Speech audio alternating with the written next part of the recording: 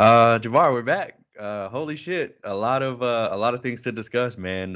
What a crazy first round going into the second round. What's going on, man? I know you've been enjoying all the games. We got a lot to discuss. I know you're ready to get into it. Yeah, man. Steph Curry, bro. Like, Woo! what we gonna do about this man? Yeah, he's our problem now. Yeah, so we're like literally fresh off the game 7 between Warriors and Kings. Much anticipated Yeah, game 7. Definitely about to dive into it. But Steph, I mean, unbelievable, man. yeah. It's kind of actually it is believable because it's what I expected, and pretty much went down as I expected. I just thought the Kings would play better, but hmm Man, what a series. I mean, I'm pretty sure in our preview pod, this is the one that I was looking forward to the most aside from the Lakers series. And I mean, obviously, the Warriors and their past 10 years of history, that kind of speaks for itself. But I thought that this is just a great matchup for them. I mean, Sacramento, young, great point guard with De'Aaron Fox, a good big in Sabonis, and a great head coach with just great pieces around them. And it went the distance, man. It went to full 7 games. The Warriors had a chance to close it out in Oakland in Game 6, but they came out lackluster. They thought that the Kings were just going to roll over, and they didn't. End up getting beat, forcing a Game 7, and then we get this magical 50-point performance from Steph, the only player who's ever done it ever, like literally ever. And yeah, man, just what's your reaction to what you've seen in Game 6 and 7, and what you saw from the Warriors and the Kings? I mean, I was really surprised that um, the Kings just didn't show up. I mean, really nobody. I mean, Sabonis had a good first half, but really nobody else really did anything. Yep. I mean, Fox was just MIA. He had foul trouble, but Yeah. really couldn't get anything going. Monk couldn't do nothing. Really, the only guy going off was Davis. I don't even know Yeah, who Johnny that is. Davis. Okay. Yeah, Um, exactly. Yeah. yeah, and then on the Woo! No. Warriors, I mean, it was basically just Steph and then Draymond playing defense and Looney getting every board. Every I mean, rebound. Clay was just pathetic out there. I mean, he tried, but he just couldn't get. I mean, he took 19 shots to get 16 points. Yeah. Um, Jordan Poole didn't do anything. It was just Steph. Steph almost took 40 shots, bro. Yeah. I mean, 38 but look, shots. I mean, people love to talk about the amount of shots that he took, but this is a Game 7. You're on the No, road. Like I'm about to say, like I no I want Steph criticism at to shoot all. 50 shot. Yeah, Yeah. like shoot that shit, bro. Yeah. Like shoot that shit. That's how I feel personally. But yeah, sorry, keep going. Let me cut you off. No, I mean, just again, unbelievable performance. Steph almost took 23s as well. He Mhm. just had to do everything offensively, getting thrown around, all types of layup packages. Yeah. Wow. Um, it was just a gutsy performance. I mean, for a game 7, I mean, that's what you want your superstars to do. Yeah. And I had no doubt that he was going to show up. I was just surprised that really nobody else came along with him. Yeah. But they were lucky that the lights are maybe too bright for the Kings in that crazy arena. Maybe it's just a lot too much going on. I mean, because they really, the first quarter, really the first half, the Kings were up in the first half, right? Up 2. Yeah, they were up But 2. they just didn't show up after halftime. Like the third Yeah. quarter, got the avalanche, and they just never recovered. Man, it's crazy. Like it's crazy. Like there are just certain things with the Warriors that you can count on, and one of them is that third fucking quarter. Like it doesn't matter who they're playing, it doesn't matter how bad they're playing. Like you've got to come out, you got to be ready. Like you basically got to be like Greg Popovich, like make 1 3, timeout, 2 minutes. Yeah. Like you gotta do something to stop it because it's coming in. Yeah, like just to echo your thoughts about the Kings. First of all, I think that this has been a great season for them. They absolutely overachieved. I don't care what anybody says with that roster in the Western Conference when the West was so tough. I think that they overachieved. But the reason why I wasn't really worried about the series, I mean, even though I thought it would go 7, but I asked you guys earlier in the day. I was like, who do y'all have? Like who do y'all have? Winning this game, and I pretty confidently said the Warriors. I think both of y'all said the Kings, but I mean, I don't know, man. Like that championship pedigree and that ability to have Steph Curry in your fucking team when he's just a superstar, like he's the best player in the series, and you pretty much need a superstar to beat the Warriors. And no disrespect to De'Aaron Fox or Sabonis or whomever, but like you pretty much need like a really, really good fucking player to Yeah, beat the Warriors. you pretty much got to overwhelm them. to where they Yes. just can't, they're going to try everything they can to adjust. And if they can't stop it. That's basically the Yep. only way you can beat them. Because if there's a way, they're going to figure out a way. Yeah. And look, shout out to Steve Kerr again, for being mindful and realizing that the Warriors needed spacing, and he took Draymond out the starting lineup, which really people try to make it like a big story, like, oh, Draymond's coming off the bench, but like it didn't mean He still was anything. playing And 30 minutes yeah, or so. exactly. Yeah. Like he was playing 30, 35 minutes. Like it doesn't matter. So, but I do think it was a good adjustment because it opened up things for other guys. And like you said, man, freaking Looney. This dude had 3 games in this series of 20 I plus say, how can rebounds. you rely on a guy to get 20 rebounds? It's like, dang. How you keep him off the glass, man? Yeah, that's ridiculous. That's I mean, ridiculous. really, you got to focus on it because clearly he focuses on it. Like he puts his heart and soul into getting those boards and those and tap outs and stuff like that, and that it's valuable. So yeah, I love it. Yeah, the Warriors are like a hard team to root against, honestly. Like when you're watching them, it's just like, man, like, yeah, obviously Steph is the guy and Steph takes the most shots, rightfully so, but they play so together, and because their core has been together so long, they just know each other so well. So they're going to be a tough out in the next round, but we'll talk about that in a sec. Let's move on and let's talk about the Lakers and the not the Timberwolves, Jesus Christ, the Memphis Grizzlies.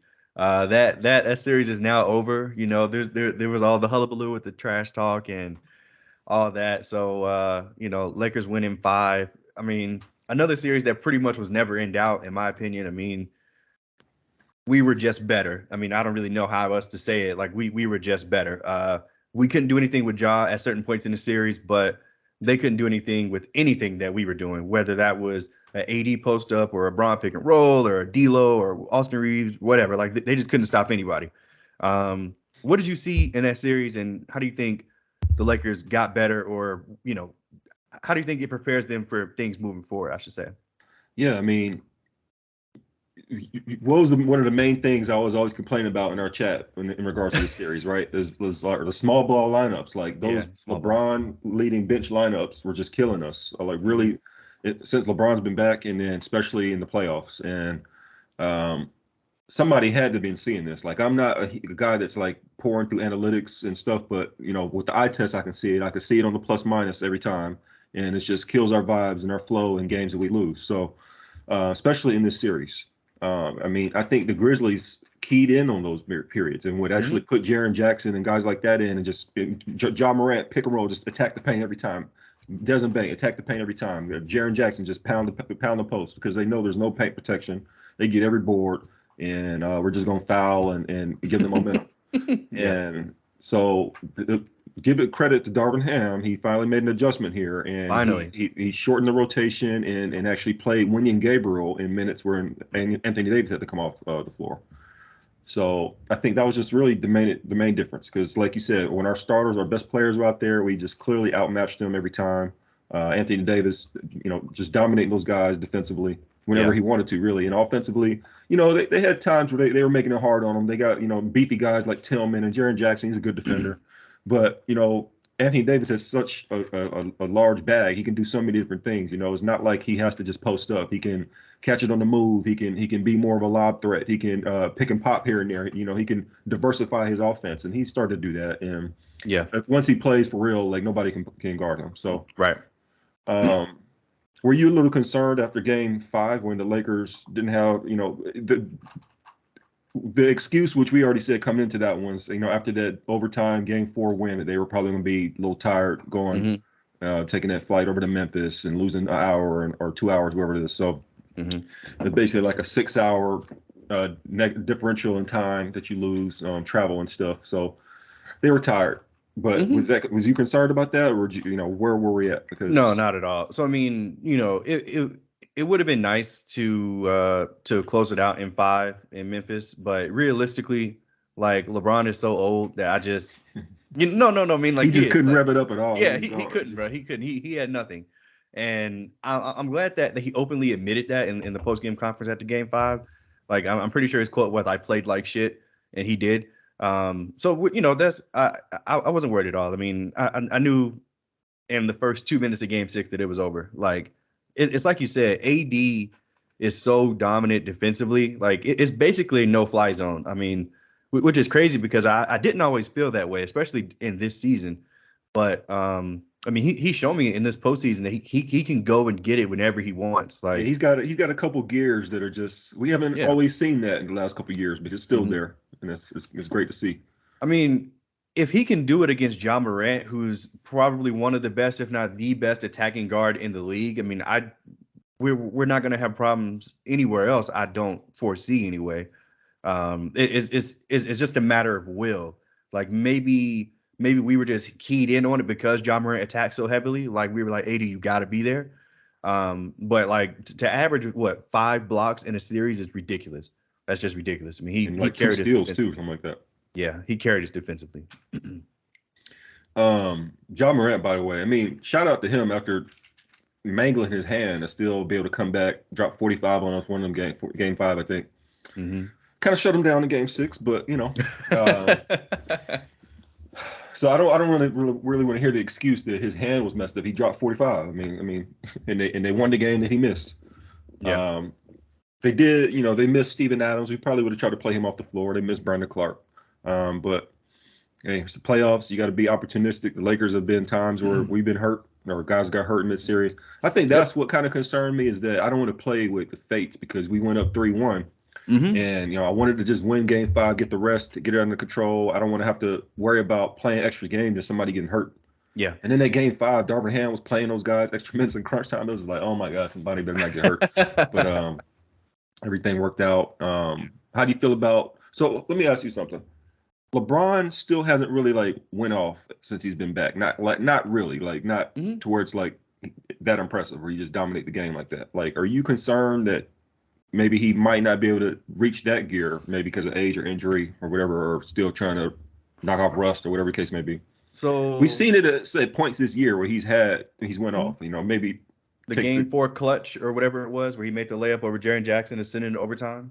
That was a great move. Yeah. But I mean, like stretches where he could just take over the game. You know, like. Do you think it's still there, or are you concerned? And maybe if it's not there, are you concerned? Like how far we can maybe go? So I don't think it's there anymore, but I'm not overly concerned just because of the emergence of Austin Reeves and what we have in D'Lo and Schroeder, guys that can still get their own shot. I think even without LeBron's ability to just bowl to the lane and get a layup or whatever, like get his own shot. I mean, obviously he can still do that in spurts, but I don't think that he could do it to where he's like dominating a game anymore, if that makes any sense. Mm-hmm. Just like I said, like the game 4 in LA where he forced the overtime, he just straight blew by Xavier Tillman, went right over Jaren Jackson Jr. for the layup. But it's not like he like really blew by him. He just got maybe like a little bit of a shoulder pass. You know what I'm saying? Like Xavier Tillman was actually slick locking him up a little bit. Like this series was like kind of concerning in points, but he figured out ways to still get off. Like basically getting out on the move a lot, especially game 6. You saw him like really. You know, you think LeBron will take over, but it's not like he was just like playing traditional LeBron ball type stuff. He was more like catching it off pick and rolls and. Like as soon as he catch it, do a little pop shot. It was like LeBron take a little baseline 18-footers, like, but he doing whatever he can opportunistically at fast breaks or whatever to get buckets. And I guess that's the old man game. LeBron, you know, is productive still doing that, but it's kind of interesting. It's almost like a super glue guy role player most of the time. He's standing in the corners. You know, it's like, you know, his leadership is something to be said, but it's just I am a little concerned. About that. I mean. I don't know, man. I think he's still good enough to do it in spurts, like I said, but I also don't think that we need him to do that anymore. I just don't think we need it for him anymore, especially because we have AD1. But like I said, like we have plenty of other guys who can get their own shot. So I don't know. I mean, I think we can still win the championship. Let's put it like that. With this version of LeBron that we're seeing. So especially with the field as it looks right now. I mean, which is crazy, which we got to get into. Denver Nuggets, Minnesota Timberwolves, they won in 5. Last time we spoke, they were up 3-0. They just didn't want to do it. Gentleman sweep, as they call it. Yeah, the gentleman sweep. Let y'all get one game, okay. I think we said this last time, but this Minnesota thing was just a complete bust. They might have to blow up the team again, which is crazy. You see how Edwards is kind of like liking all those posts on Instagram and stuff about the Rudy Gobert trade was the worst trade ever, and Rudy Gobert sucks, and like he's actually like actively just out there liking posts like that. Oh, I didn't see that. That's hilarious. What? Yeah. So that's crazy. I don't know what they're gonna do, man. They gotta make a move. Yeah, they do. Yeah, I mean, they traded away all their picks to get him. So it's like you said, like maybe they have to trade Cat. I mean, I don't know if that'll even solve their problems, but I definitely didn't expect them to be worse than they were last year, which is pretty much what they were. RP to the Minnesota Timberwolves. But hey, the Denver Nuggets, they moved on. You know, they're rolling right now. They look great. Jamal Murray looks great. What have you seen from Denver? I mean, they're deep. They are, yeah. I don't think we've really seen them get challenged yet, so it's kind of hard to really see. Like nobody's really pushed them and like exposed any weaknesses yet. So yeah, you know, honestly, I give them credit. They probably should be the favorites in the West. I'll give them that. They should be. I mean, they got the 2-time MVP, so you know, they should be. So they're daunting. I don't think they're unbeatable by any means, but I think they're good, man. They're really, really good. I'll say this about Denver. Going into the postseason, I believe I said something along the lines of like, I don't fear them. I still feel that way. Like they don't strike fear in my heart. But I will say that I respect the hell out of what they can do and how deep they are and some of the players that they have. I think that, especially in this next series in the Suns, which we'll talk about in a second, I think that they're a problem for a team like the Suns that isn't deep at all. So yeah, shout out to the Nuggets. I mean, obviously in this first round series, they took care of business. They did what they were supposed to do. They were supposed to win against the AFC. So nothing much to really analyze here. But yeah, this next series should be a little more interesting. Suns Clippers 4-1, same thing, gentleman sweep. No Kawhi. Sad story, man. I mean, I think you call it again. Like he needs surgery. Like, what is going on with this guy? Now, this one's actually the backdoor suite. They let him win the first game. It's like, all right, let's get on and get y'all out of here. Yeah, I mean, the Clippers, it's just the same old story. It's kind of like, yeah, what I said right after the series. Hey, sorry, Kawhi's got some kind of knee sprain and probably will need surgery or something. Mm-hmm. But they sound like they're still committed to this roster, so which is a little bit of a surprise to me, but maybe not too much because they don't have any picks either. So it's because they traded all their picks to the Thunder. So they're kind of pot committed to these guys anyway, at least until they could trade something for them. You know, they don't want to just blow it up for nothing. You know what I'm saying?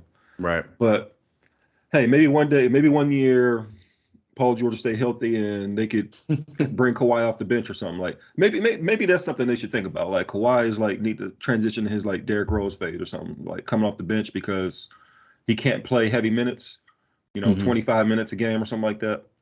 And, you know, that could be pretty effective in the playoffs. I agree. But they just got to get a team that could get them to the playoffs without him carrying a load, which I don't know if they have that right now. Well, maybe if they re-sign Russ, which, you know, props to Russell Westbrook. And like, again, I gave him his flowers last episode for ending the season well with the Clippers. Good for him. Good for everybody involved in that trade. Everybody's winning. So, you know, whatever, man. I'm not going to be petty. I am. No. No, shout out to the LA Clippers. It's over for y'all. Let's go to the East real quick, man. Celtics and the Hawks. Caw-caw! I thought it was going to happen. I thought. Yeah, all right. I hit you on Courtney. I was like, tell me y'all are going to game 6 at Phillips Arena or State Farm Arena. You know what I'm saying? Tell me y'all are going. Y'all didn't go and they lost. So that's what it was. Yeah, it's y'all's fault. I mean, but look, for some reason, yeah, they are. For some reason, the Hawks like were fighting. They were fighting so hard to win these games. I mean, I don't know why the Celtics let them get 2, but shout out to Trae Young. He played a great game 5 in Boston. Hit the game winner. It was crazy. But the Celtics didn't do anything but give the Sixers more rest. Which, you know, they obviously need because of Embiid's injury. But what do you see out of this series, man? Celtics and the Hawks. Did you see anything that you like? Anything that the Celtics did? Or, you know, where does this leave the Hawks? Yeah, I mean, I think the Celtics are kind of just playing with their food, and I guess. really in that game six, once it came into crunch time, Jason Tatum and Jaylen Brown just like, all right, man, let's put these Lock in. dudes out their memory here. I mean, out their Mhm. misery, and it turned into a blowout. It was like, wow, it was like a 2 point game. All of a sudden, it's over. Yeah. So, yeah, I mean, I guess the Hawks, I don't really know how to feel about the Hawks because they still have some upside, and now they got a new coach, and there's reasons for Hawks fans to believe that maybe they could, get back to that fourth, fifth range and maybe start moving up, upper trajectory wise. But the league is loaded, man. And look, you can't have a guy who just doesn't play no defense as your main guy playing 35 minutes a game when Trae Young. So he's got to get better, man. And I don't see it. So. Really, if I was a management in the Hawks, I'd be looking at, tough decisions and seeing if I could on the low, who anybody interested in Trae, and try to, I think DeJounte, he didn't really have a great series, but I think as like a point guard, at least he's a two-way player, and he can play make and stuff. Like, I think Trae Young is your number one option. It's just I don't think you can go that far, and I don't think he has the humility to step back and be, a number two or whatever. Though they don't have a number one proper right now, but yeah, I think they just need to go a different direction because I don't see it right now. But Will they do it? I doubt it. You don't think that's premature though? I mean, he's only been in the league 5 years. You don't think it's premature to give up on him already? If you're the Hawks anyway. I mean, why would Trae? If you're Trae Young, why would you start playing off the ball and running off screens? I could understand somebody trying to tell you to play defense, but you're a little 5'9", 5'10" guy. How much defense can he really play? So I think that's kind of hopeless. And then, yeah, I think the main thing is that he's kind of hopeless defensively, and offensively, you can maybe try to have an amazing offense, but I don't see it. I don't see him giving up the ball. Okay. Interesting. So do you think that, this is just a sidebar, do you think that Luka's situation is any different? They were both drafted in the same year. They're both point guards who are not famous for playing defense. See, the difference is Luka is at least tall and can rebound, and he can be a participant defensively. He's not hopeless. He's just not good. Whereas Trae is just hopeless. Got it. Okay. And Luka is also just better than Trae. So he is. He's way better. Yeah. People, for some reason, people won't admit it, but Luka's way better. Yeah, the Hawks. I'm not sure what can be done to fix this franchise either, if I'm being completely honest. I mean, but I also don't think the answer is just trading Trae Young so early. I mean, he's 25 and under, if I'm correct, or maybe he's 26 at this point. But I don't know. He's too young and too talented to just give up on now. I mean, I'm not trying to say trade him for bombs or trade him for nothing. I'm trying to say see if there's anything out there that makes sense. You know what I'm saying? Mm-hmm. Yeah, like a young star for a young star, like a Mikal Bridges. That's not gonna happen. But maybe if a team has a dead weight or a contract that they don't love, maybe trade for Zion straight up. What? So Zion just don't want to play with the Pelicans. He just You gonna move Zion from New Orleans to Atlanta? He do everything he can to not play, and he wanted to be in Atlanta anyway. Did he? Yeah, man. He was hoping that the Hawks would get the number one pick that year, and they ended up getting a fourth pick for. Actually, I don't know. I'm talking out the side of my neck, but I think I remember. I remember they were in the runs for a pick, and he wanted to come to Atlanta. Oh wow. Because that's what he kind of grew up around here in South Carolina, Atlanta area. Anyway. Oh. Yeah, Zion for Trae straight up. Make it happen. Or I keep talking about the Bradley Beal thing. That's probably out there. Maybe Dame want to take his rap career to the next level, coming on Atlanta. You know what I'm saying? Wow, Jesus Christ. Yeah, no, that's not gonna happen. Shout out to the Hawks though. I do think that there are things that can be done. It's not like there's a whole bunch of guys on their roster who are overpaid and they're in a luxury tax, and there's assets that they have that are just untradeable. They're in a decent position to make a move if they want to do so. So, shout out to the Hawks. But I agree with your initial assessment about the Celtics. They were just playing with their food. They were better. The better team won. Not really much to say about them in this series. Uh, Knicks, Cavs. I Oh, I mean, thought you was about to talk about the Bucks and Heat. Okay, that's okay. yeah, that's next. I'm saving it for last. Yeah, Knicks and the Cavs. I mean, That this one is another. surprised me. Yeah, this is another juicy series in my opinion. I mean, Yeah, I the thought that was Knicks. gonna be so much more evenly matched. The Knicks just boat race Yeah, those guys. I thought if I was a betting man, which I am, I would have said that it would have went the other way. Like I would have said Cavs 4-1. I just don't believe in the Knicks. Like I don't. But they surprised the hell out of me, man. I mean, with Julius Randle having a basically terrible Terrible. series. Yeah, he didn't I do mean, anything. he didn't do anything. But I mean, Jalen Brunson, R.J. Barrett really grew up in that first round series. Mitchell They're Robinson was the Mitchell presence down there. Robinson, He was beast, man. terrorizing them boys. Um, Mobley my and man Mobley and Jared Allen. Oh my yeah, God, how you let Mitchell Robinson dominate y'all? yeah. But yeah, man, the Knicks. I mean, the Cavs are gone. I mean, Donovan Mitchell in a closeout game. I think he had like 13 points, like 5 of 19 from the field. I He mean, got worse as the series went on. He was like great in the first couple games and just like sputtered out. Couldn't do anything. yeah, it's really unfortunate. It's really unfortunate because I mean, the reason why the Cavs traded for Donovan Mitchell was to obviously, take them to that next level. And I mean, it's it's not it's not all his fault. Like it really isn't because No. there's a lot of guys on that team that just have no experience and they're young. But at the same time, 4-1, you have the home court advantage. Like they sent you home in Cleveland. I mean, Donovan Mitchell's got to be better, is what I'm trying to get at. Yeah, I mean, look, the Cavs were pretty much built around their defense. They were, I think, the number one defense in the regular season. Mobley, Allen, those are great defensive players. I mean, they're pretty much locking down the paint. But the Knicks were also a pretty good defensive team, and they also had an experienced coach, which probably should have thought about that a little bit more with Thibodeau or his JB Bickerstaff. It's his first team. He's led to the playoffs.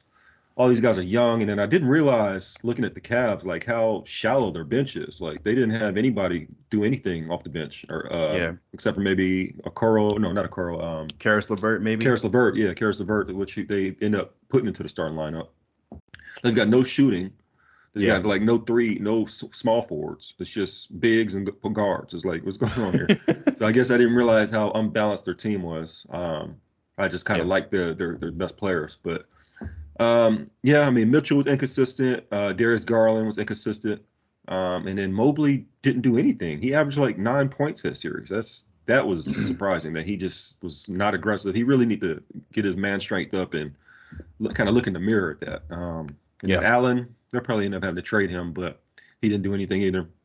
And in the Knicks, I mean, Jalen Brunson, man, like I knew he was going to be good this season, but he's just been everything for the Knicks. I mean, he's like a god in New York. Yeah. Josh Hart had an amazing series as well. I've always liked Josh Hart. I'm happy that he's about to get paid. I think he's a free agent this summer. Yeah, probably stay with the Knicks. And 20 a year probably. Probably. I mean, he deserves like starter quality money. So I mean, that's a team that the Knicks fans could be proud of, no matter what happens going forward. I think they got a little blue collar, hardworking team. But actually, when you think about it, like it's pretty young. It's a pretty young team. Like their future is kind of better than maybe the Cavs. I mean, they beat them, and they got young guys too. Yeah. I guess just maybe not lottery pick talent like the Cavs have, but the Knicks did it another way. Yeah. I agree. And then just to close out the first round series, man, the series of the first round, the Milwaukee Bucks versus the Miami Heat. I mean, okay. How do you even explain what happened?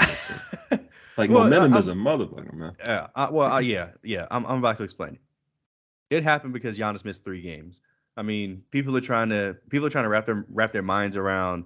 Oh, I don't understand how Miami did. Like, what do you mean? They were missing their best player for 3 games. When he came back, they were down 2-1. Miami had all the momentum. But Jimmy this Butler is a number 1 seed. You missed 3 games, man. It's hard. It's hard. The best team in the league at that. Like the best record. I wouldn't consider the Bucks a super team, but they should be. They were able to win games without Giannis all year. It's not like he played 82 games. He only played like 50 something. Yeah. But I mean, the Miami Heat have always been a tough matchup for them. Yeah. It's funny. Like I used to think that Miami was the Bucks' kryptonite, but in the 2021 season or playoffs, they swept Miami. Like they beat their ass, and I was like, okay, finally, like they've emerged. Like I take them seriously, and they ended up winning the championship. Uh, but look, clearly Giannis was not 100%. Like he was out there trying. He was gutting through whatever back pain that he was in, tailbone pain, whatever it was, and he was trying his damnedest to be out there for his team when they were down 2-1. But Game 4 was in Miami, and Jimmy Butler was not letting them lose. He what? 50, 57? Something like that. 56, I think. I mean, come on, bro. Like, like he was just going off. Like that game You was know, just the crazy. Bucks had a double-digit lead in both Game 4 and Both Game games. 5 Yep. in the Both fourth quarter. Yep. And they And just short-circuited. They just couldn't do anything. Jimmy Butler was just going off on them, and they were just like, stop. Like, what's happening? Stop. Like, yeah. Bucks fans man. like hate Mike Budenholzer. Like they say this nigga will not call a timeout.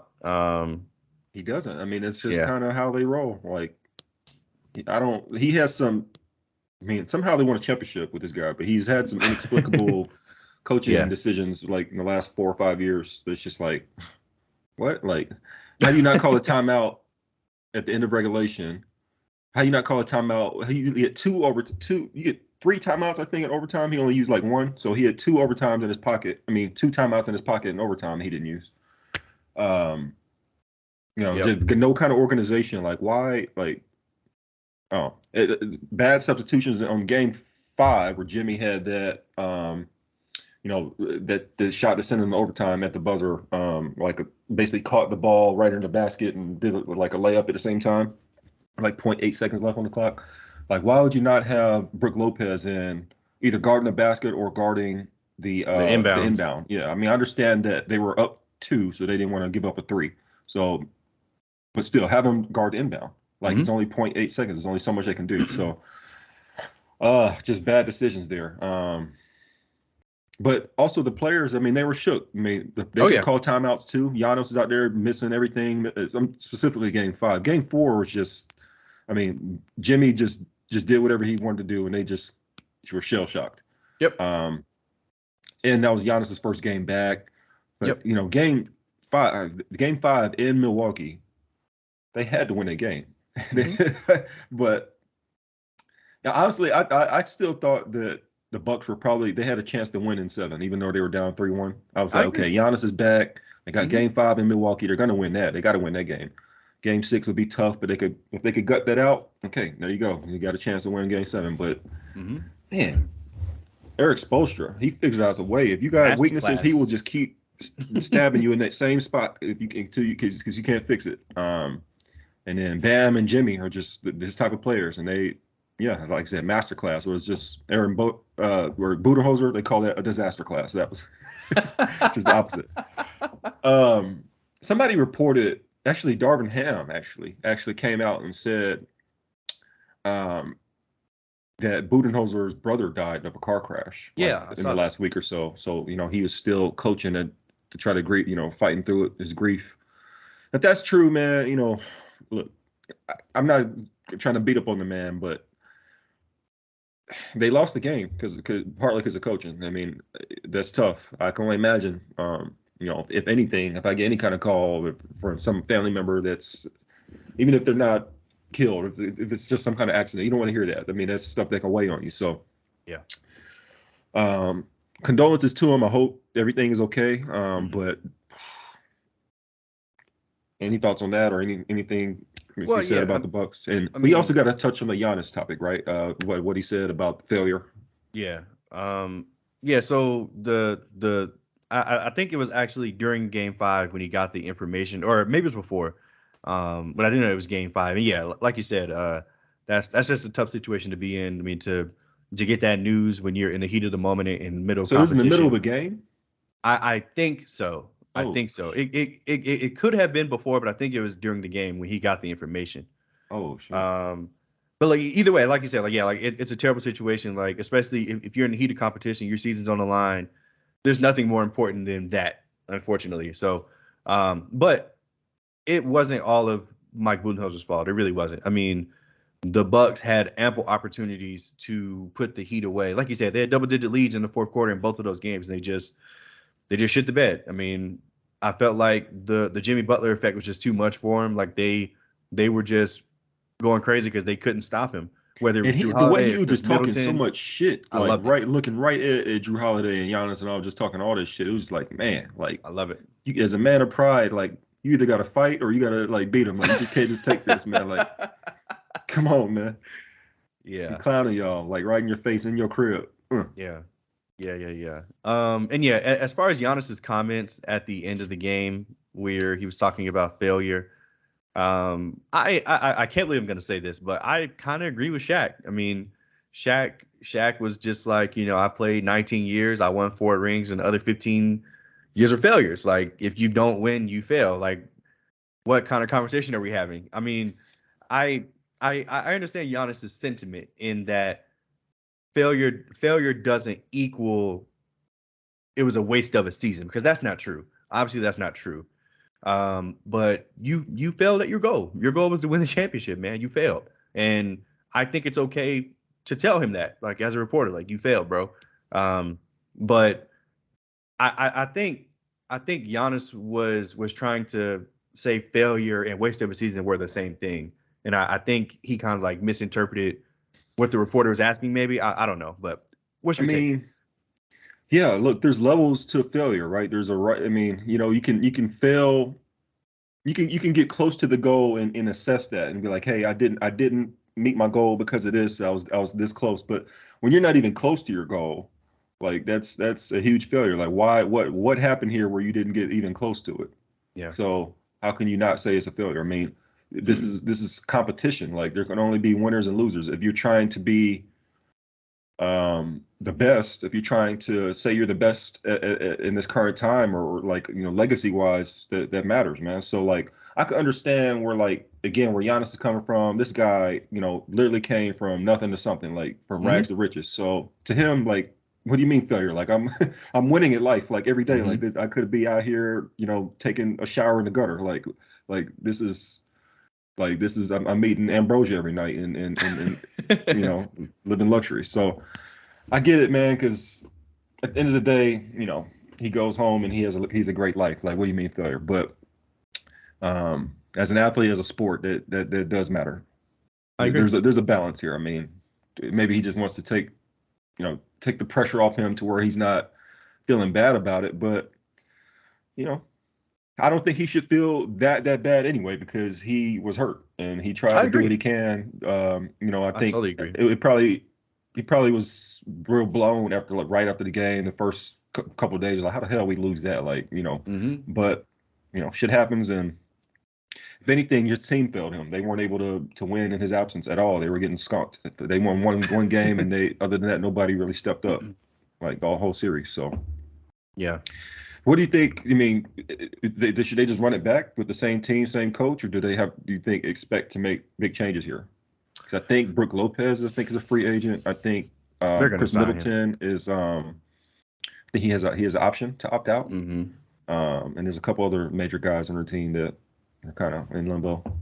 I mean, they won 60 games this year. It's hard to say blow it up. And I mean, if I'm within management in the Bucks, my whole thing would be our best player was hurt. He tried to play hurt and it didn't work.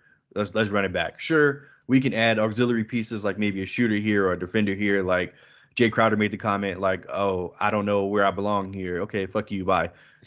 We can find somebody else, to do what Jay Crowder did.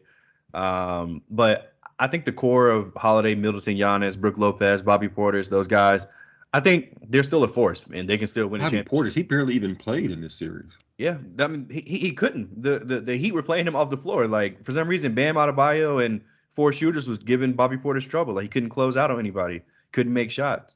And Brook Lopez was playing really well. So Budenholzer was just like, okay, bye, Bobby. So Jimmy Butler, man, how do we assess this guy in history? Like, he kind of just really coasts through the regular season. Like, Mhm. he's a good player, but he don't care really if he makes an All-Star team. He's kind of like whatever, and then get him to the playoff. If he's healthy, he steps it up like 2 or 3 levels every time.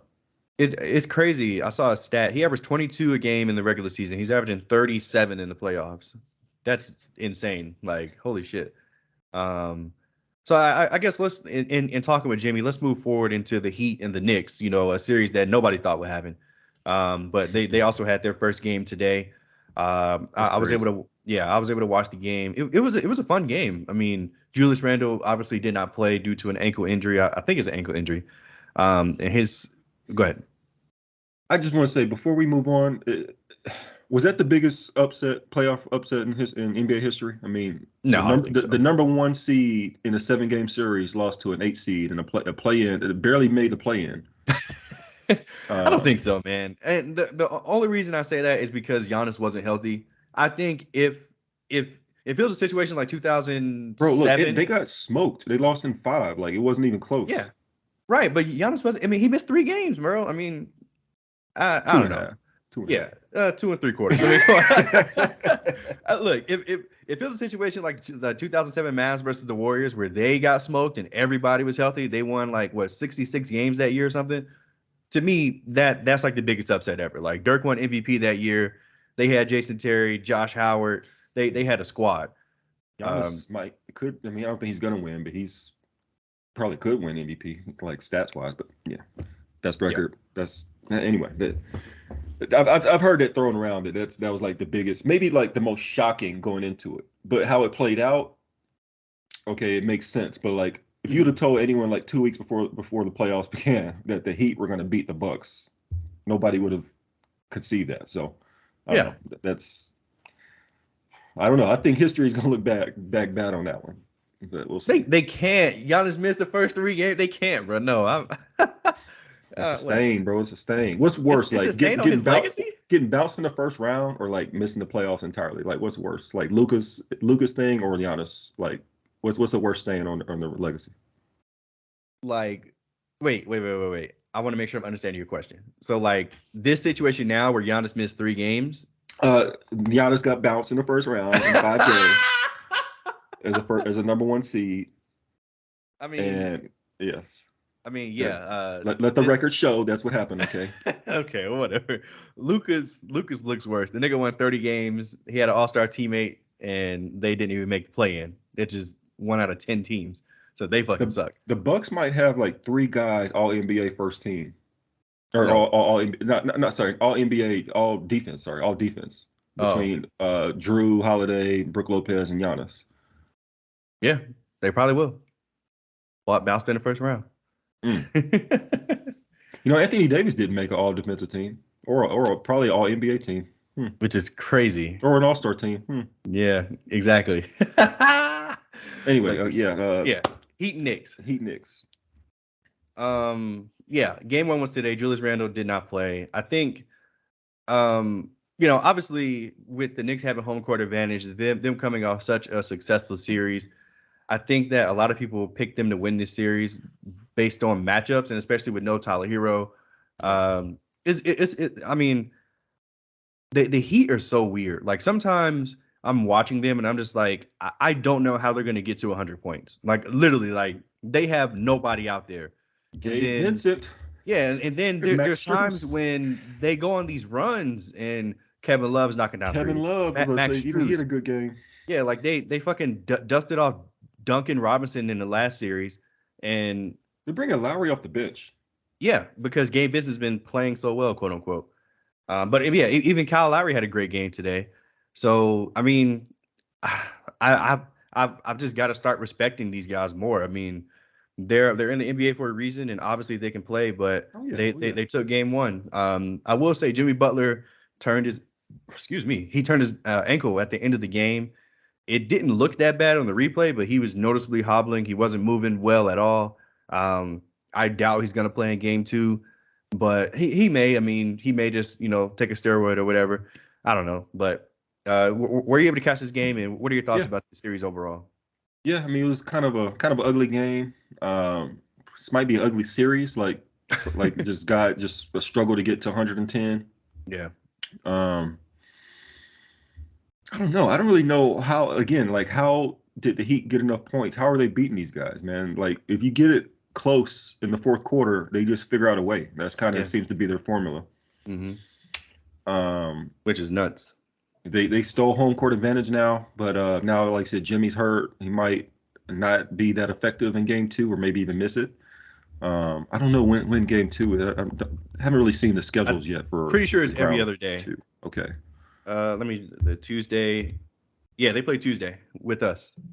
Okay, so that's gonna be tough for Jimmy. It's every other day, really, for everybody going forward. It's gonna be less recovery time, so that's a consideration. You figure the Knicks are going to, bring Randall back and figure out a way to win game 2.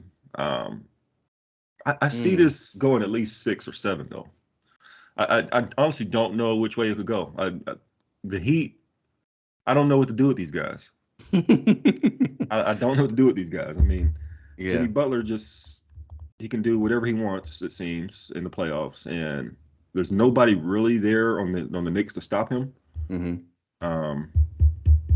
But if Randall could come back, that could open things up for the Knicks. So it's tough to tell what kind of shape Randall be in coming off injury. So I don't really know how to call this one, brother. I don't know. I think going into it, I was kind of leaning Heat in 7. But even after just seeing this play out, like, the Knicks feel like they have more talent than the Heat. They do. Which is weird. And just a quick note. They play Tuesday, but game 3 isn't until Saturday. So they have a lot of time off. That's interesting. Okay. Yeah. So Jimmy and Randall could have time, basically a week, to rest up those ankles or whatever the case may be. So, but yeah, look, I think overall the Knicks do have more talent, which is crazy to say because it's the Knicks. But unless they figure out a way to stop Jimmy Butler, or unless well, I don't know. Gotta figure Tibbs is gonna figure something out. I'm about to say, like, do you double Jimmy and just, hope I think those other guys miss? Bro. Like, I don't understand. Like, the Bucks never doubled Jimmy either, so that's another crazy thing. Like, they just never did it. They never tried to change the matchups. Tibbs is gonna figure something out, and they got a double. Now the Heat do have a lot of shooters, so it's dangerous. But I think I would rather take my chances just seeing if one of these guys could get 30, and I'm not letting Jimmy Butler get 30 or even 25. Yeah, I tend to agree. They're more dangerous when Jimmy is scoring, just because he's a willing passer too. But his energy level when he's scoring. That's what I was gonna say. Well, you can't let him be alpha on y'all because he's got some kind of intangible factor. It's like, oh, I'm hopping on his back. Like, he just make his teammates believe when they see him fired up like that, and you don't want to see that. Yeah. Next series, man, in the East is the Sixers and the Celtics. This series was supposed to be fun, but now Joel Embiid's status is in doubt. Of course, he gets hurt. We say that he gets hurt every year, but last year wasn't his fault with the Siakam thing, and he got hit in the face. This year wasn't really his fault. I mean, no, it's always some kind of weird freak injury. Yeah, it's always some weird freak thing. Somebody breaks his face or something like. Yeah, but regardless, it's annoying and it's frustrating at this point because this was supposed to be like the Clash of the Titans type matchup. Like, I was really looking forward to this, and now it looks like, I mean, he's listed as doubtful as of right now, as we're recording this, for game 1 tomorrow. And who knows if he'll play in game 1 or 2. It's just unfortunate. I mean, we don't want to see the Sixers with just James Harden out there. like the Celtics are going to run him off the floor. What's your opinion on this, man? What do you think of this matchup? Well, he's probably going to be named MVP this week, right? Probably. On Tuesday, they're announcing it. Yeah, so you figure he's probably going to play game 2 or game 3. Game 3, because the Celtics have home court advantage, so game 3 will be in Philly. So that's when they'll give him the award. Yeah, so you just got to, I mean, I guess they just got to hope that they can steal a game. It's really tough to tell how this series will go. I think if Philly would have been healthy, I think I'd give them the shot. I think this would be their year if they were healthy. Like if Embiid was healthy, because I feel like he is a man on a mission, and I don't know what the deal is with Celtics Robert Williams. He just can't stay healthy. Yeah, he can't stay healhy. They're not playing him a lot of minutes. And I think that would just be a huge matchup advantage for the Sixers. So again, it's another one of those where it's tough to tell without knowing the health. But I think I'm rooting for the Sixers here. Obviously, as a Lakers fan, I don't want to see the Celtics, but kind of feels like the Celtics probably have a red carpet to the finals at this point. Yeah, that's for sure. So let's do two separate scenarios. One is Joel Embiid misses the first two games. He comes back in game 3. And then the other scenario is that he surprises everybody. He takes the shot and he plays in game 1. How do you think those two series will go? Well, I think they need him like dominating to win. Like, him just hobbling out there, just playing defense and, spot up shooting or whatever, playing hobble. That doesn't help them, I don't think. Okay. So, yeah, they need him. If he's got to rest a couple games to get closer to 100%, I think that's probably the better route. And just hope that they could steal a game in Boston without him. Maybe Maxey get 35 or something. Mm-hmm. Harden get 30. Who knows what happened. It's so weird, man. I can't see the Sixers winning this series without 100% Joel Embiid. Like, I just can't see it. Maybe I'm just overestimating the Celtics. Because I mean, it's so weird now because Derek White had a great series against the Hawks. He was nothing in the finals last year. Grant Williams is on the bench, like he's in the nether realm. They're playing a lot of what's that? Not Brogdon? Robert Williams. Oh. Brogdon. Yeah, Brogdon is playing really well for them off the bench. Obviously, he should have won 6-man. No, he did win. He did. 6-man of the year. He won 6-man of the year. Yeah. So, I mean, of course, we already know what Tatum and Jaylen Brown are going to do. So, I don't know. I mean, it was going to be tough with Embiid, but without him, I don't really give them a shot. I mean, if Embiid misses the first two games and then they're down 2-0 going to Boston, I can easily see, even if Embiid comes back, I can see the Celtics sweeping the series, which would be crazy. But this is a huge year for the Sixers. I mean, it is. Harden can walk and go to Houston for whatever reason. Nigga missed the clubs, bro. Did you hear? Some strippers. Harden was out here in Vegas, like 2 or 3 days ago. Like so while they were taking this week off because they swept their series. Yeah, like this nigga was out here in Vegas. I was at the Bellagio playing poker, and one of the dealers was like, "Yeah, you just missed James Harden." Da da da da. I was like, "What? Why is this nigga out here? Like, what are you talking about? Like, this nigga should be getting ready for the Celtics." He was like, "Nah, he was just out here." I was like, "Wow." That's funny. Shout out to James Harden. Not really. Man, ball hard, man. You never get the club life up. Old nigga in the club. Yeah. But I mean, I tend to agree. I'm trying to pick up scenarios where the Sixers can extend this thing and maybe win this thing. They pretty much got to try to survive, pretty much, and hope that they can draw it out as long as possible. Embiid's injury, they said, is supposed to be like a month recovery, and he's only set out basically a week. So, yeah, not good, not looking good. Okay, that sucks. Nuggets and the Suns, they also played their first game yesterday as we record. I think this series is gonna pretty much expose the Suns and their main weakness, which is that they're playing 5 guys 40 minutes, and that's just not sustainable in the postseason. Shout out to Landry Shamet, Damian Lee, Bismack Biyombo, guys like that, but this is gonna sound so mean. It kind of reminds me of our starting roster in the regular season this year. Like we had 2 stars and we had Russ and we had just a bunch of G League / fringe players. Yeah. This cannot last. The Nuggets just straight exposed them in this game. As it was funny, as soon as Jokic sat down, Michael Porter Jr. started going off. Then Aaron Gordon started going off. Then Jamal Murray hits a 3. And I'm just like, these guys are obviously those are their starters, but these guys are deep. And then Bruce Brown comes in and hits a 3. They still got KCP over here on the wing. They've got some white kid who I never remember his name, but he's like a hustle energy player for them. And Jeff Green still comes off the bench dunking on people. They've still got serviceable guys, multiple guys that can get them 15 to 20 points, on any given night.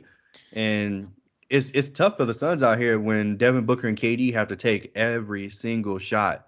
Or assist. Or assist, yeah. I don't see it, man. I mean, DeAndre Yeah, I was about to Ayton, say, like, like, give me a solution. Like, what can the Suns do to even adjust? Like, what can they do? I don't see any way they can win this series. I mean, that's crazy with Kevin Durant, Devin Booker, Chris Paul, RG. DeAndre Ayton, like all these names. I Yeah, mean, in offensively, you would think that they'd have enough to just have a shootout, but even then, I mean, these guys are gonna get tired, man. And yeah, playing they're in gonna get Denver, tired. the Mile High City, I mean, come on, man. Yeah, Like, this is a bad matchup for the Suns. it really is. This is probably the worst matchup for them, honestly. I Yeah. think they would have fared better against us. They would have fared better against the Warriors. But this matchup against the Nuggets is just tough for them, especially since Jokic is just essentially dominating Ayton, which is unfortunate because he's supposed That's to be about the only their thing I guy. could see the Suns maybe doing is if Aiden somehow taps into his monster and tries to counteract Jokic. I mean, whatever he can, Mhm. give him 25 and 12, 30 and 12. But he don't got that fire, bro. Like you put a couple moves on him, make him look bad a couple times. He's just like, damn, like you good. I can't. It's like you got it. He just like you got it, bro. But hey, I got my max. I'm good. Whatever. Oh man, that's crazy. Are we gonna talk about Chris Paul? Because traffic cone. No, I'm not gonna do that. I'm not gonna He, Patrick Beverly him, but he's yeah, I old. mean, he's toast. He wasn't. I mean, I think I'm not even surprised, bro. Like that's. I'm kind of it's kind of sad because this is probably his on paper like the best roster he had on paper. Probably, yeah. You would think with like at least with top end talent, but he can't help. He can't do it. Like he turned into a pumpkin on him. The clock struck midnight. It's over. Oh my god. Time is up. Oh. Time is up, and the Grim Reaper coming for him, man. Like Oh. it's only so long he could. I mean, he just kind of stringing out running out the string. Oh shit. At this level, I mean, he could be a role player, but like the days of like expecting Chris Paul to like impact the game every night are over, bro. Like he can maybe get you. I mean, even against the Clippers, it was like, oh, Chris Paul gave us 15 and 8. Like he had one good game out of like all these games in the series. Like, damn, this is where we at. We happy that he got 14 points or whatever it was. Like, yeah. So, yeah, damn. He's a role player now. That's just making 40 million. So give me your prediction on the series. You think the Suns are? I mean, I'm sorry. You think the Nuggets are going to win this series? Yes, I mean I'm sitting here. I cannot think of any possible way that the Suns win this series with the roster that they have. I mean, look, Durant. You could run him out here 45 minutes, and I don't know if he's got it to like put up 40 like that. Like he's efficient. Like he's still obviously really good, but he's getting a little older too. Like to the days of just expecting him to carry the load like that. I don't know if he has that kind of motor right now, like working off all the injuries he's had this season.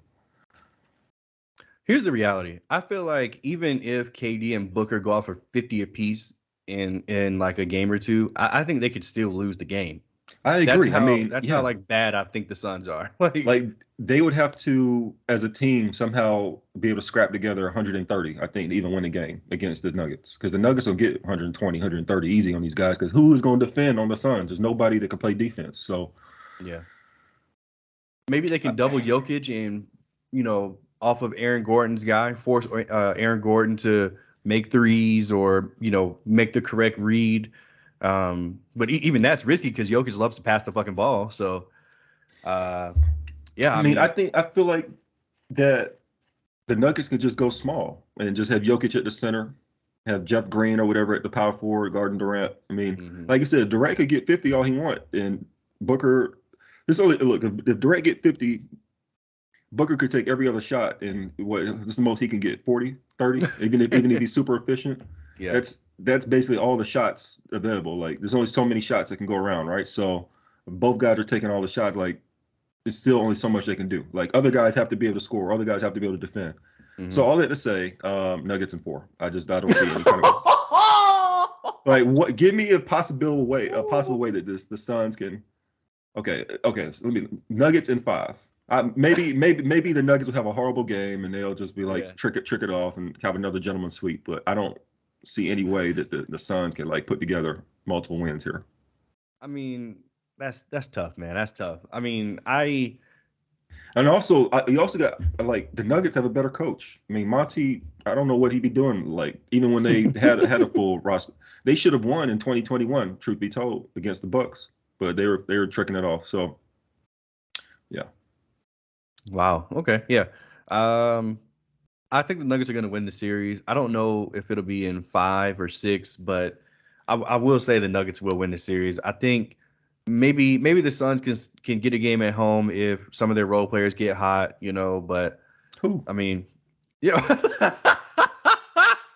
I mean, what Damian Lee about the only shooter? Maybe Shamit or something, but Campaign or somebody. Campaign. They don't even play him really. So Yeah.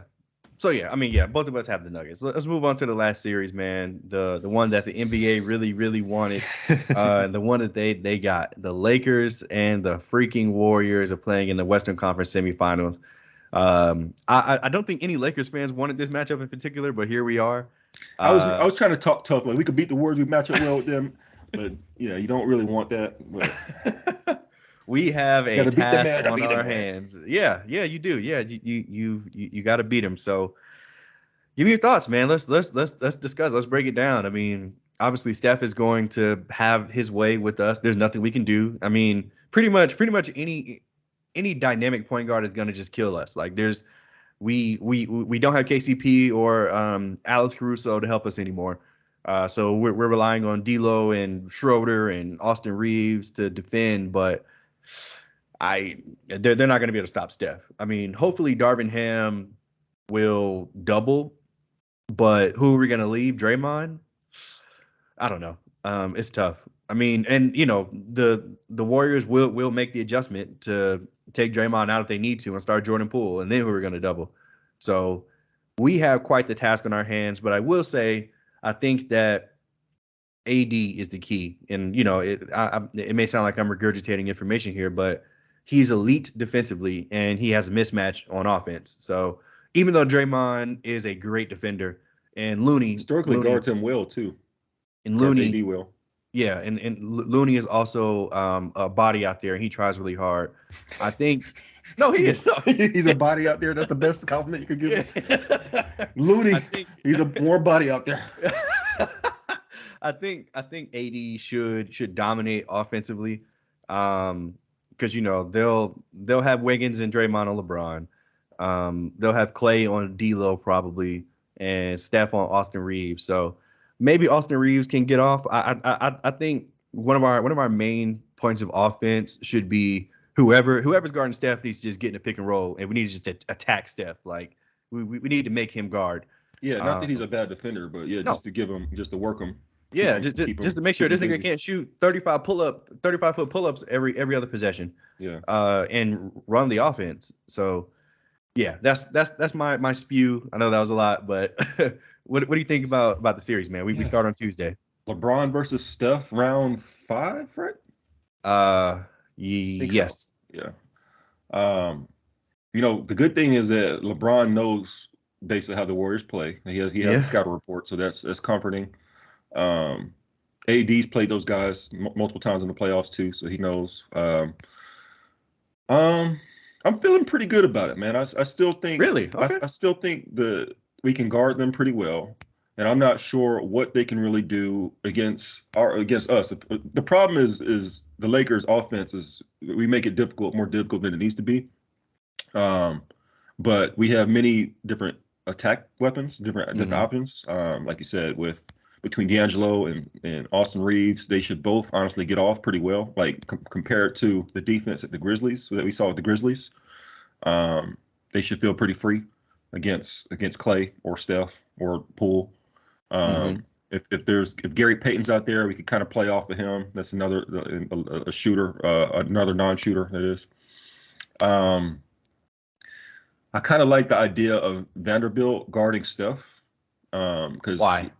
Because he will focus on defense. He will focus on trailing. He will focus on keeping you in front. Like he did a pretty good job on Morant, honestly, for what he within our game plan. Yeah, exactly. Yeah, and then I would still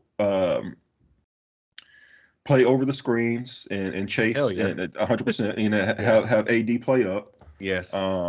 Just same like what we did against Bane in the Grizzlies. If we go ahead, sorry, go ahead. Yeah.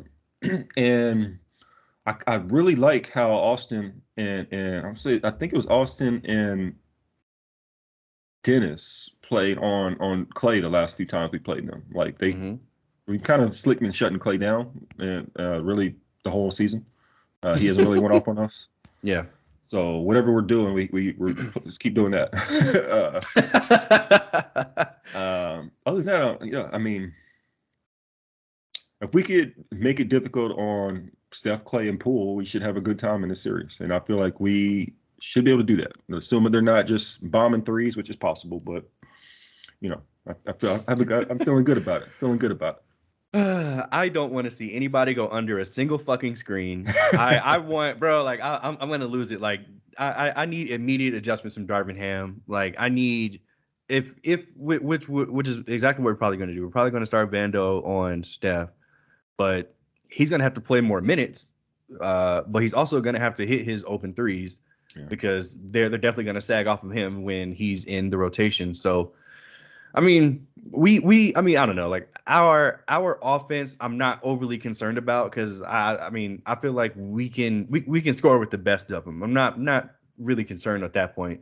I'm really just concerned about how we're going to play them defensively and like what kind of scheme we're going to use and how quickly we can adjust to what they do. But yeah, man, it's going to be a fun series. I mean, it's going to be probably the series to watch. We haven't really talked about LeBron in this series or Andrew Wiggins. That'd be an interesting matchup. Wiggins kind of likes to take it to LeBron ever since LeBron traded him. He definitely did, yeah, on draft night. Yeah. So I think LeBron should probably have an easier time. Probably. With no rim protection out there. Yeah, exactly. Don't really have the rim protection. I feel like the small ball lineups the Lakers employ should probably be a little bit more effective, you know, as long as you're being smart with it. We're gonna have to focus on the rebounds too. We can't let Looney kill us. Yeah. But you know, all in all, I feel like the Warriors, man, they don't trust. They only have like 7 guys. Like really, Kerr don't really trust nobody on this team. Like he trusts the core 4 or 5 guys, and then the rest of those guys, he just kind of it's just he's just trying to see whatever can work. Whereas at least we got more of like solid rotations. We got like more. I feel like more at least 8, 9 guys that depending on the matchup we can rely on. So I'm a little worried about D'Angelo Russell defensively in this series. Because I just know that Steve Kerr is going whoever he's guarding attack. If Jordan Poole's guarding him, you need to take him to the rack. If you're Clay's guarding him, post him up. Steph guarding him, just do whatever on him. So, I really need him to. I'm really interested to see where they try to hide him, and I need him to be solid. But I'm just gonna say Lakers in 6. I'm feeling good about it. I feel like the Golden State's gonna have home court advantage in this one, but feeling Lakers in 6. I wish I was like so confident like you are. I do think the Lakers are going to win this series. I'm not sure I want to go through the heart attack of being down 1-0 or being down 2-0 because they got home court advantage or whatever. But I feel like we're definitely going to lose game 1, just because it's that feeling out period and LeBron just doesn't want to try. I don't know. He surprised me. He surprised me with game 1 at Memphis. Yeah, so I don't know about that. I mean, I hope you're right. But historically, LeBron's just like, oh, it's just one game. So, I mean, we'll see. But Lakers in 6. I agree. We're gonna win. I mean, even in game 1, LeBron wasn't all that. In game 1, it was Rui Hachimura and Austin Reeves and AD and defensively that took over. So I don't know. I feel like the Warriors they haven't really played us at full strength either. So I think we just gonna hit them with something. I think we gonna hit them with something in game 1, and it's gonna be on them to adjust. That's how I feel. I love it. Listen, man, great pod. We covered everything. Hopefully, next time we talk, Lakers 2023 champs. No. Keep saying that like we won't talk next week. Yeah, I know. Yeah, we'll be back. We'll be back with our inaugural or our every Monday pod. But look, thank you, man. Great episode. I appreciate it. Yes, sir.